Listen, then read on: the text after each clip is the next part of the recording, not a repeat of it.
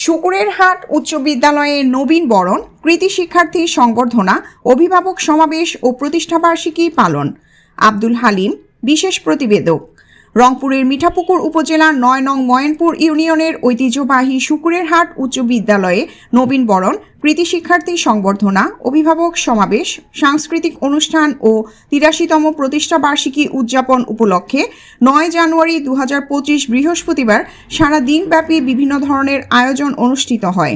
প্রধান অতিথি হিসেবে উপস্থিত ছিলেন মিঠাপুকুর ইউএনও বিকাশ চন্দ্র বর্মন। তিনি বলেন, AKM সেলিম এর বিদ্যালয়ের এ কার্যক্রম আমার ভালো লেগেছে। মিঠাপুকুর উপজেলা প্রশাসনের পক্ষ থেকে সকল ধরনের সহযোগিতা করা হবে।